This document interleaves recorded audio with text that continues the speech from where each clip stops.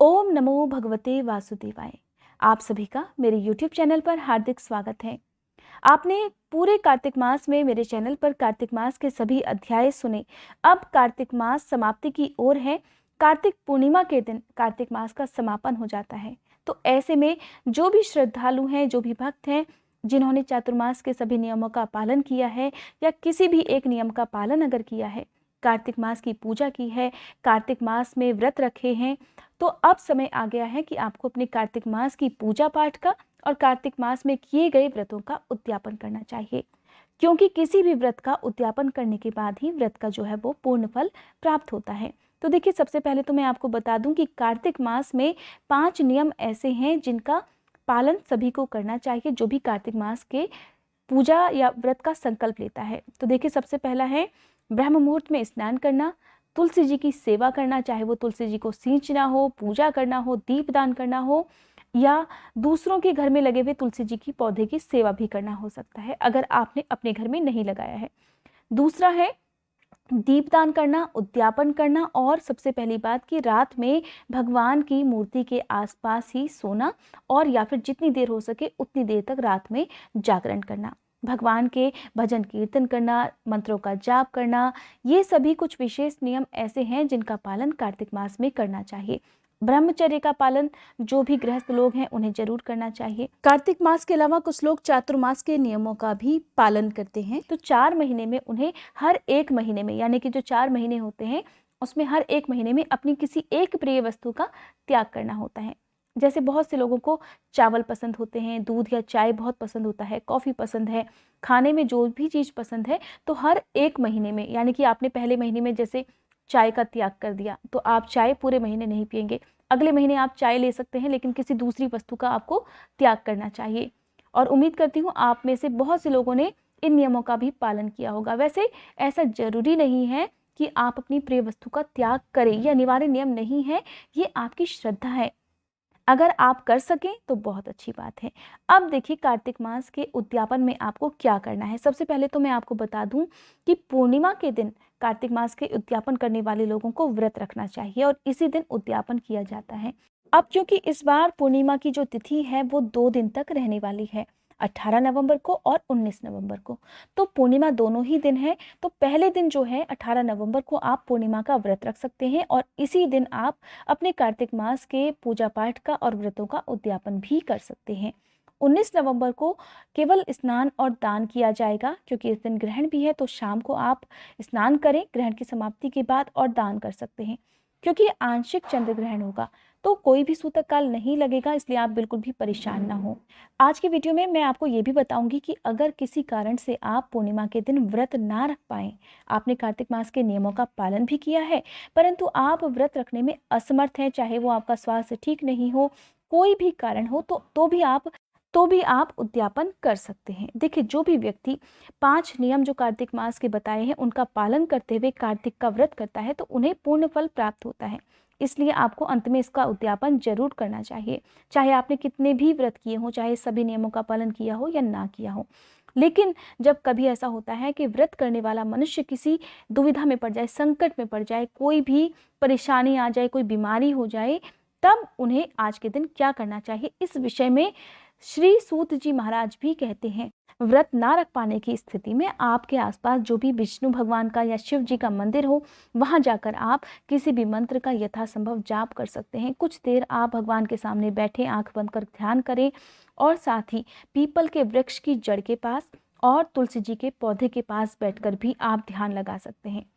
अगर किसी मनुष्य को कोई परेशानी है तो स्नान करने के लिए आपके पास अगर जल भी पर्याप्त नहीं है, जैसे कि पूर्णिमा के दिन जो है वो पवित्र नदियों में स्नान किया जाता है, तो ऐसे में, या फिर देखिए, स्नान तो जरूरी होता है लेकिन कुछ लोग बीमार पड़ जाते हैं, स्वास्थ्य ठीक नहीं रहता, तो सुबह उठकर उनके लिए स्नान करना पॉसिबल नहीं हो पाता, तब भी आप परेशान ना हो। आप जो है वो बिना स्नान के भी उद्यापन कर सकते हैं। अगर आपको डॉक्टर्स ने मना किया है कि आप स्नान नहीं कर सकते, तो आप केवल पंचक स्नान, केवल हाथ मुंह धोकर कुल्ला करके भी आप जो है उद्यापन कर सकते हैं, पूजा पाठ भी कर सकते हैं।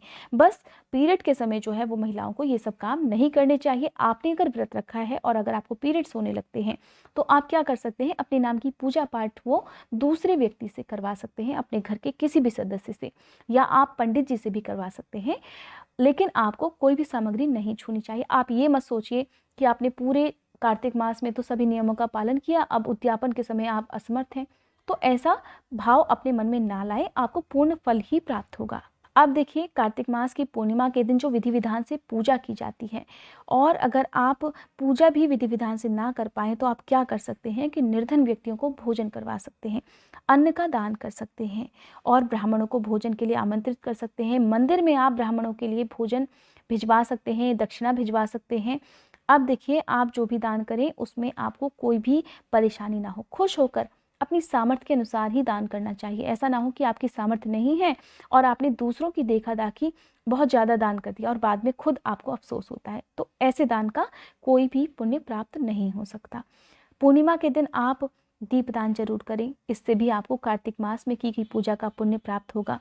तुलसी जी का पौधा तो देखिए वैसे कार्तिक मास की पूजा करने वाले घरों में होना ही चाहिए। अगर नहीं है तो आज के दिन आप तुलसी जी का पौधा खरीद कर दान भी कर सकते हैं। मंदिर में आप दान करें तो ज़्यादा अच्छा होगा। और हो सके तो जितने भी पवित्र वृक्ष हमारे सनातन धर्म में बताए हैं, बेल वृक्ष, आंवले का वृक्ष, तुलसी जी का पौधा, पीपल का वृक्ष, शमी का वृक्ष, तो आप जो है इन पौधों की देखभाल कर सकते हैं या यहाँ पर दीपदान भी कर सकते हैं। साक्षात विष्णु भगवान और त्रिदेव विराजमान होते हैं पीपल के वृक्ष में। तो देखिए, ऐसा हो सकता है आपके आसपास पीपल का वृक्ष ना हो, तो आप केवल मानसिक अगर पूजा भी कर लें, मानसिक पूजा करने के साथ ही अपने घर की छत पर एक दीपक पीपल के वृक्ष के नाम से भी अगर जलाकर रख देते हैं तो उसका भी पुण्य आपको प्राप्त हो सकता है। ये सब नियम उन लोगों के लिए हैं जो कि बिल्कुल असमर्थ हैं उद्यापन करने में। बाकी लोगों को तो विधि विधान से पूजा और जो दीपदान है वो सही जगह पर ही करना चाहिए। क्या है विधि विधान कार्तिक मास के व्रतों के उद्यापन का? तो देखिए, कार्तिक मास के व्रतों के उद्यापन में तुलसी जी की पूजा विशेष रूप से की जाती है। बहुत से लोग कार्तिक मास में अपने घर में पथवारी माता बनाते हैं, पथवारी सजाते हैं, चारों ओर से ईंट खड़ी करके नीचे मिट्टी बिछाकर उसमें ज्वारे बोए जाते हैं और पूरे कार्तिक मास इसकी पूजा की जाती है, तुलसी जी को सींचा जाता है। अगर आपने ऐसा किया है तो कार्तिक पूर्णिमा के दिन आप विधिवत पूजा करें पथवारी माता की और अगले दिन उसका विसर्जन कर सकते हैं।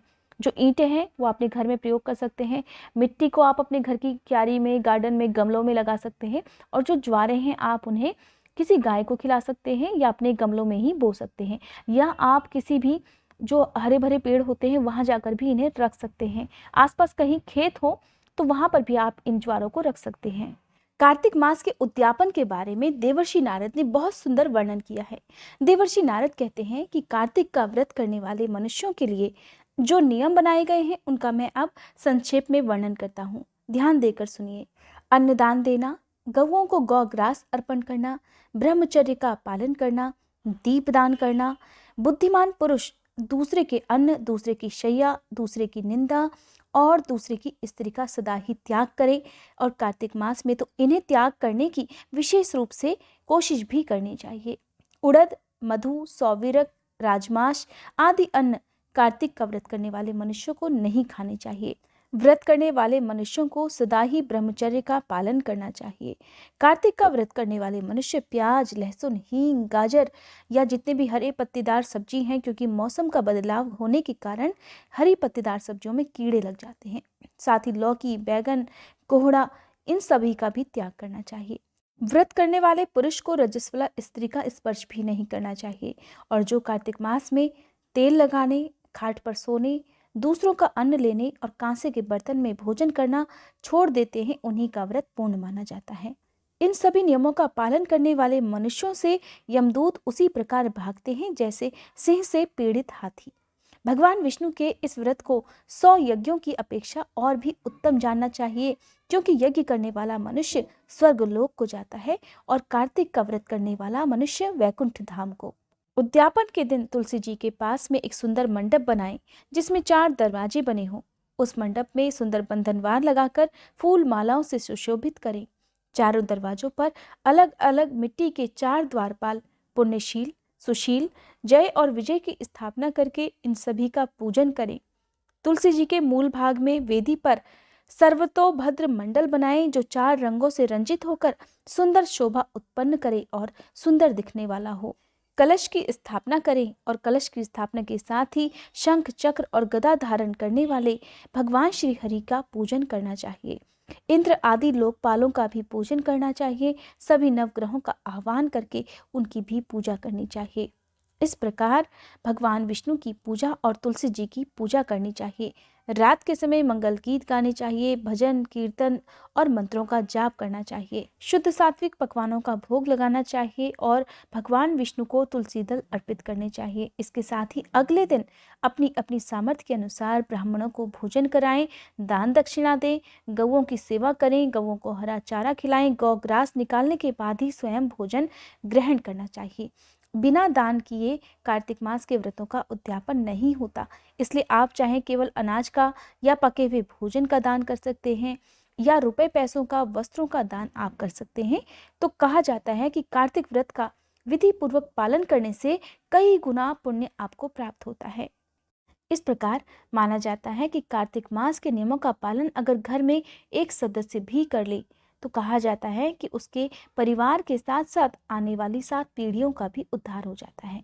इस प्रकार पूजा करने के साथ ही आपको अपने सभी इष्ट देवी देवताओं से, भगवान श्री हरि, भगवान विष्णु, कार्तिक भगवान और तुलसी माता से हाथ जोड़कर क्षमा याचना भी करनी चाहिए, ताकि कार्तिक के महीने में अगर जाने अनजाने में आपसे कोई भी गलती हुई हो तो उसके लिए आपको क्षमा मिल सके।